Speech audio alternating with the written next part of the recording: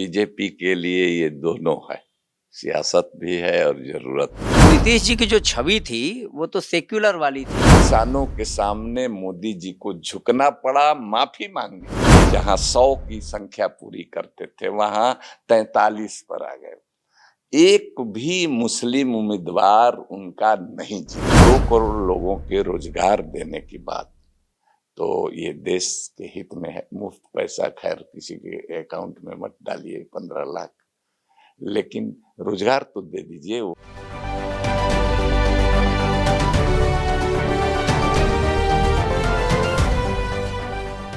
वक्फ संशोधन बिल आखिरकार दोनों सदनों से पास हो गया, लेकिन पास होने के बाद भी उस पर कहीं ना कहीं सियासत चल रही है, कहीं ना कहीं उसके मंशा पर सवाल खड़े किए जा रहे हैं। आज इसी पर बात करने के लिए हमारे साथ हैं जाने माने देश के वरिष्ठ पत्रकार, राज्यसभा सांसद, पसमानदा मुस्लिम महाज के संस्थापक और भी बहुत कुछ, अली अनवर साहब। सर, बहुत बहुत स्वागत है आपका स्वराज पोस्ट में। शुक्रिया। सबसे पहले तो हम ये जानना चाहेंगे कि ये वक्फ संशोधन बिल जो है ये सियासत है या फिर जरूरत? क्योंकि आप बेहतर जानते हैं इसके बारे में, आप लोगों ने शुरू से इसकी वकालत भी की है, जरूरत पड़ने पर विरोध भी किया है और आपने लिखा भी है। ठीक आपने कहा कि पूछा कि ये सियासत है या जरूरत। तो बीजेपी के लिए ये दोनों है, सियासत भी है और जरूरत भी है। सियासत और जरूरत इसलिए कि उनको कम्युनल पोलराइजेशन की, हिंदू मुस्लिम के नाम पर ध्रुवीकरण कराने की उनको जरूरत है और इसीलिए उनकी सियासत है। तो दोनों इसमें छिपा हुआ है, दोनों बीजेपी के लिए है। जहां तक विपक्षी दलों का सवाल है, और हम एक संगठन के राष्ट्रीय अध्यक्ष हैं, पसमानदा मुस्लिम महाज के संस्थापक भी रहे हैं। 1998 में ये संगठन हमने कायम किया था। तो हम लोगों के लिए तो ये समस्या भी है और हम लोगों के लिए ये आफत भी है। सियासत ही नहीं, आफत भी है ये, क्योंकि जब देश में इस तरह का सांप्रदायिक आधार पर विभाजन होगा तो इस तरह से देश को भी नुकसान होगा और हमारे देश की जो जनतांत्रिक व्यवस्था है, प्रजातंत्र है, उसको भी नुकसान होगा और पंथ निरपेक्ष जो ये भारत है उस पर आंच आएगी। तो इसीलिए हम लोग इस तरह की गंदी सियासत के हम खिलाफ हैं। और बीजेपी की भले जरूरत हो, लेकिन मुल्क को इसकी जरूरत नहीं है। मुल्क को जरूरत जिस बात की है वो बात है कि महंगाई कम हो। जितनी ऊर्जा बीजेपी इन सब विभाजनकारी कामों में लगा रही है, उतनी ऊर्जा अगर वो लगाती रोजगार के मसले पर, महंगाई के मसले पर, भ्रष्टाचार के मसले पर, तो आज तो जैसे 2014 में प्रधानमंत्री जी आए और एनडीए की सरकार या कहिए भी बीजेपी की सरकार बनी, तो उस स्थिति में उन्होंने कहा था कि 2 करोड़ लोगों को हर साल रोजगार देंगे। छोड़ दीजिए, मान लीजिए कि 15 करोड़ रुपया मुफ्त में सबके खाता में चला आएगा, ये जुमला भी हो सकता है, जैसा कि गृह मंत्री ने अमित शाह जी ने बाद में कहा भी कि ये जुमला था, चुनावी जुमला। तो मान लीजिए उसको हम माइनस भी कर दें, हटा भी दें, तो 2 करोड़ लोगों के रोजगार देने की बात तो ये देश के हित में है। मुफ्त पैसा खैर किसी के अकाउंट में मत डालिए 15 लाख, लेकिन रोजगार तो दे दीजिए। वो 15 लाख कमाएगा तो उसी से देश की तरक्की चलेगी, अर्थव्यवस्था चलेगी, अर्थव्यवस्था का पहिया घूमेगा, लोगों की क्रय शक्ति बढ़ेगी। तो आज 12 साल हो गए तो 12 दूनी 24 करोड़ लोगों को रोजगार मिलता, और जबकि रोजगार के को लेकर के ये देश में सबसे भयानक स्थिति है। पिछले 50 साल में भी बेरोजगारी का जो ग्राफ है जहाँ पहुंच गया है वैसा कभी नहीं था। लेकिन इनको ये सब चीज पसंद नहीं है। इनको लड़ाने भिड़ाने वाली बात, मंदिर मस्जिद, हिंदू मुसलमान करते रहना, इसमें देखिए किसी का भला नहीं होता है ऐसी चीजों से। ऐसे हजारों साल से यहाँ हिंदू मुसलमान सभी धर्मों के, और भी बहुत सारे धर्म है, लेकिन मिलजुल करके रहने में ही भला है। जब जब मैंने इस तरह की बातें आई है तब तक नुकसान भी हुआ है।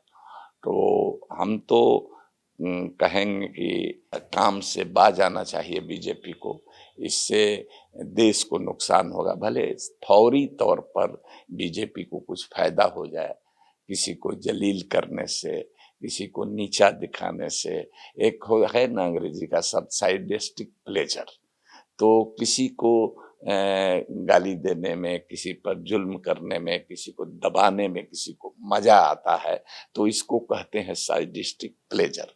तो ये अपनी जो अभी सरकार है मोदी जी की, अमित शाह जी की, उसकी ये बहुत यही फितरत है उनकी कि लड़ाओ भिड़ाओ और किसी को नीचा दिखाओ।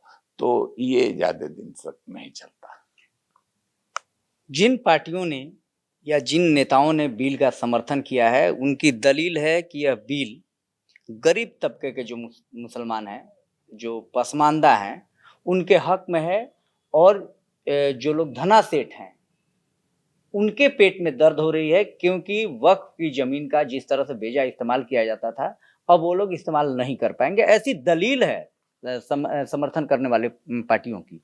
सही बात कह रहे हैं। एनडीए और उसके नीतीश जी वगैरह के, ललन सिंह जी और संजय झा जी इसी तरह की बात कर रहे हैं। लेकिन देखिए, हम आपको थोड़ा सा याद दिलाना चाहते हैं, आपके माध्यम से आपके दर्शकों को याद दिलाना चाहते हैं कि नोटबंदी जब हुई थी तो यही कहा गया था कि गरीबों को फायदा होगा, और क्या हुआ?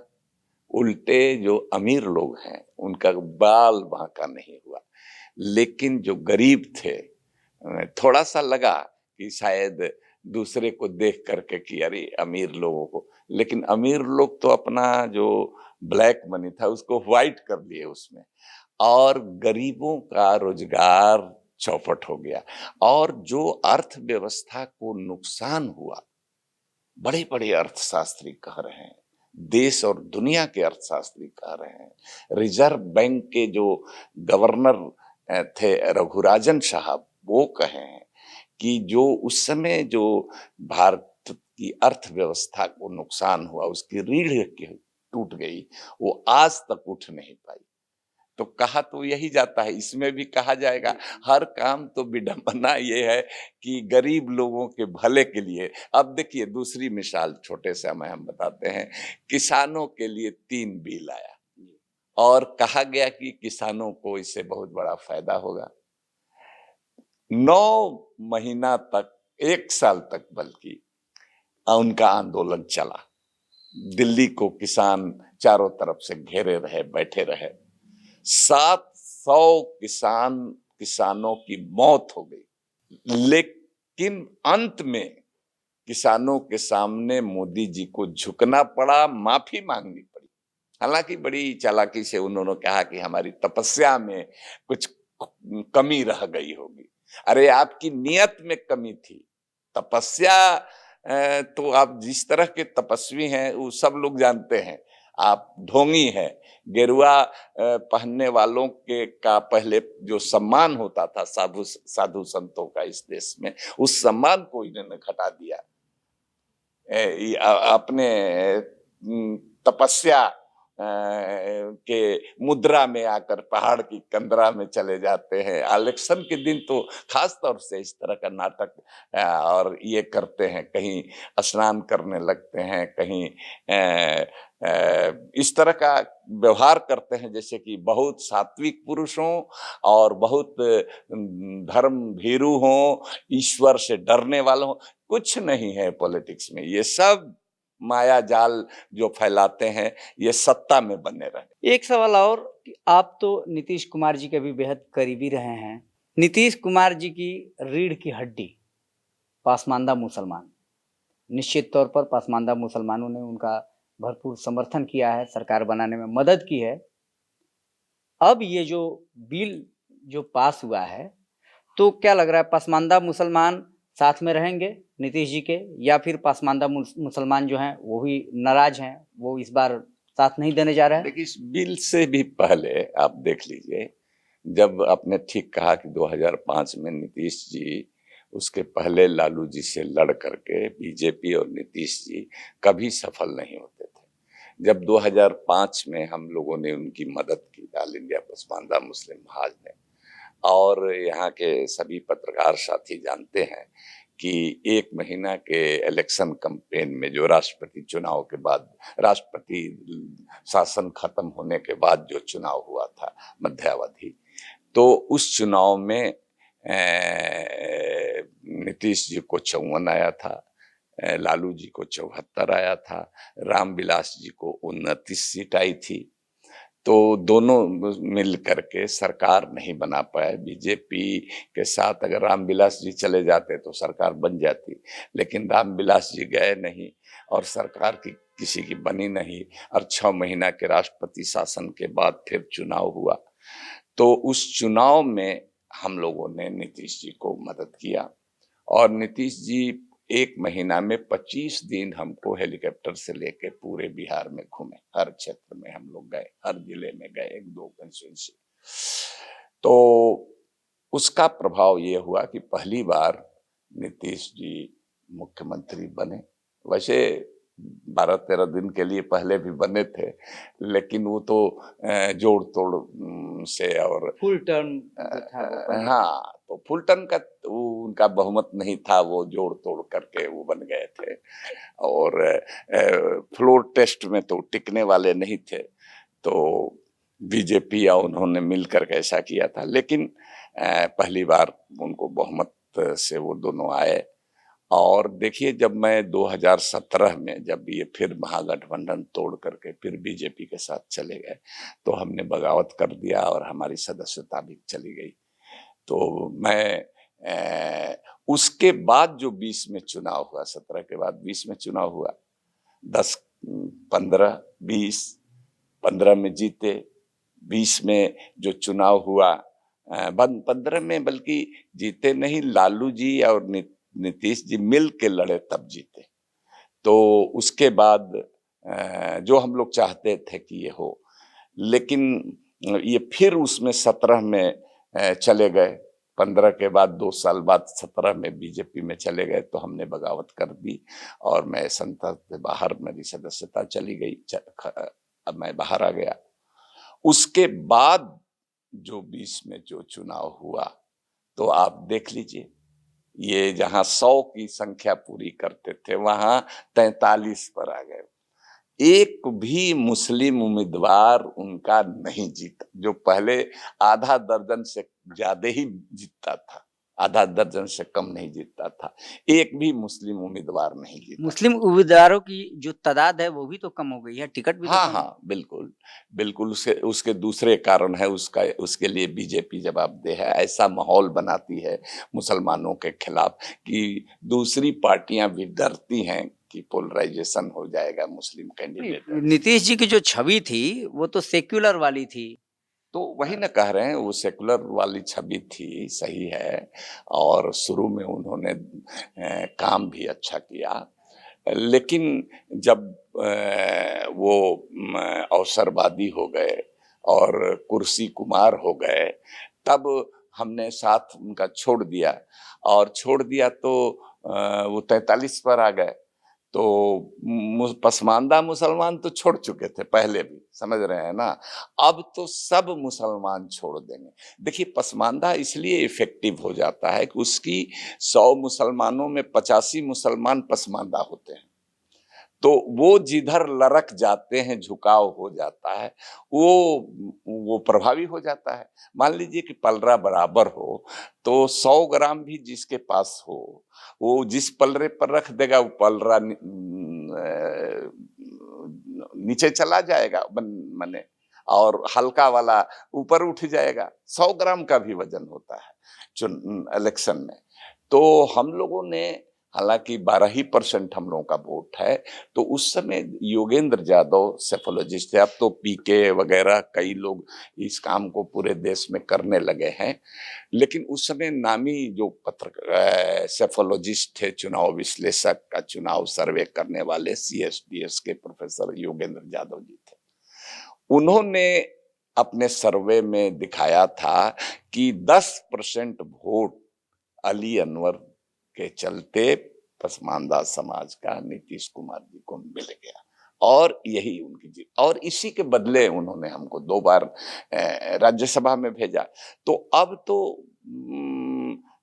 उनको कामयाबी नहीं मिलने वाली है। स्थिति पहले से भी बदतर होगी, पहले से बदतर होगी, पहले से बदतर होगी। अब तो एक चीज और भी है, बीजेपी भी उनको खत्म करना चाहती है। अब तो छोड़ दीजिए चुनाव में कामयाबी, वो पार्टी उनका पार्टी पर ग्रिप नहीं रह गया है। अब पार्टी को हाईजैक कर लिया है लल्लन सिंह जैसे लोगों ने, संजय झा जैसे लोगों ने। अगर नीतीश जी हटना भी चाहें एनडीए से, तो वो हट नहीं सकते हैं। उनकी पार्टी टूट जाएगी या ये लोग चले जाएंगे, उधर चले जाएंगे। उस समय भी आप देख लीजिए, जब हम लोग थे, नोटबंदी हुई, तो उस समय ये लोग तो माने संजय झा वगैरह का उस समय कोई वक़्त नहीं थी, अपना नीतीश जी के आगे पीछे भले करते हों, लेकिन उस समय हम लोगों के साथ जो उप सभापति हैं हरिवंश बाबू, और जो RCP सिंह जो उस समय राज्यसभा में हमारे साथ थे, तो ये लोग नोटबंदी का समर्थन कर रहे थे। तो ऐसे लोग मिल करके उस समय नीतीश जी को बीजेपी के खेमे में ले गए। तो उसका नतीजा आपने देखा। जाने से क्या होगा, चुनाव लड़ने से क्या होगा, जब हम, और हमारी बात देखिए कि उनके साथ रहते हुए भी मैं नोटबंदी का विरोध कर रहा था, मैं GST का विरोध कर रहा था, मैं सर्जिकल स्ट्राइक को इस तरह से कह रहा था कि इसका दुरुपयोग सेना का राजनीतिकरण बीजेपी कर रही है, होर्डिंग बना रही है, जो कि सेना का जो भी काम है सर्जिकल स्ट्राइक का, वो सेना से है। और सेना को अपने किसी काम को अपने फायदे के लिए होर्डिंग लगा करके इस्तेमाल करना, और उसको ये करना कि हम घुस के मारने वाले हैं, तो ये सब करके वो चुनाव जीते 2019 का। तो इसलिए मैं तो अपना स्टैंड क्लियर रखा, उनके साथ रहते हुए भी इन सब चीजों का मैं विरोध करते रहा। तो आपने सुना अली अनवर साहब का, जिनका साफ तौर पर कहना है कि जरूरत के नाम पर जिस तरह से वक्फ बिल का सियासत की गई है, वक्फ बिल पर, वह आफत बनने वाली है। फिलहाल के लिए इतना ही। देखते रहिए स्वराज पोस्ट। हमें दीजिए इजाजत। नमस्कार।